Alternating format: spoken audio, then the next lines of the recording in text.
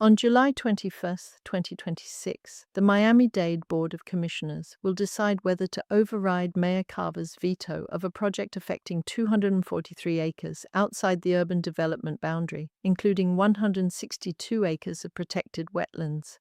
Will Miami-Dade defend its natural resources or continue opening exceptions under pressure from developers? 3 key points.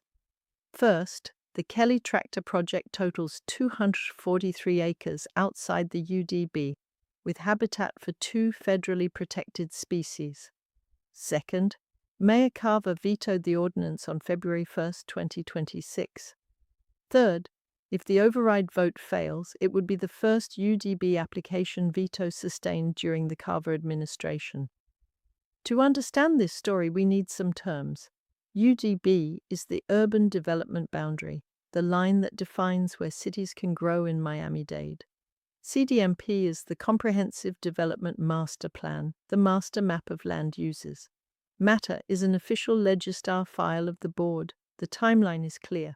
On July 17, 2025, the board's CDMP and Zoning Committee heard the project for the first time. On January 22, 2026, the board adopted Ordinance 26-4 with a vote of 9-2, authorizing the expansion.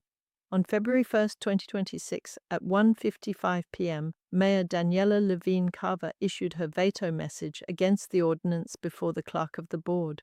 Why does all this matter? The central question is whether the UDB survives 2026 as a planning instrument with teeth or becomes a policy negotiable case by case. Additionally, the site affects the federal wetland permits that Miami-Dade needs from the Environmental Protection Agency. The UDB has existed since 1999 to stop uncontrolled urban expansion into agricultural land and wetlands. It was designed to protect the county from unsustainable growth and loss of critical natural resources. Without the UDB, Miami-Dade would face aquifer depletion, freshwater salinization, and loss of environmental infrastructure. Kelly Tractor occupies approximately 246 acres, with 243 acres outside the UDB, including 162 acres of wetlands. The net developable area would be 158 acres, according to the applicant. The staff report of Matter 2646 documents the complete environmental impact. The wetlands harbor species with federal and state protection: the wood stork, the Everglade snail kite, the Florida bonneted bat, the Florida panther, and 4 species threatened at the state level. Mayor Cava's veto opened a battle over the votes needed to override it. 9 of 13 commissioners are required to override a presidential veto. The item has been deferred 4 consecutive times since January 2026, a clear signal that votes are tight, and there is significant political pressure in both directions. Commissioners who changed positions are critical to this story. Some voted in favor of the ordinance in January 2026, but have shown doubts about the environmental concerns raised in subsequent public hearings. This shift in position suggests that the documentary evidence of environmental impact is weighing on deliberations. The public spoke strongly on 2 fronts during the hearings. Environmentalists cited critical habitat for protected species and proximity to the Everglades restoration zone. Developers presented economic feasibility studies and showed connections of campaign contributions, revealing the money behind the project's push. But Kelly Tractor is not an isolated case.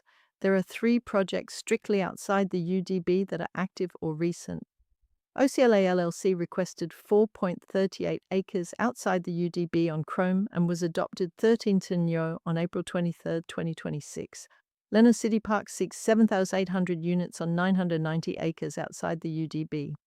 South Dade Logistics and Technology District was vetoed by Cava in November 2022, but the board overrode the veto 8-3. The final question is simple but forceful. Does Miami-Dade want development? Yes, but with limits that protect its wetlands, its water infrastructure, and its agricultural land? Or is it willing to allow exceptions every time a developer presses politically?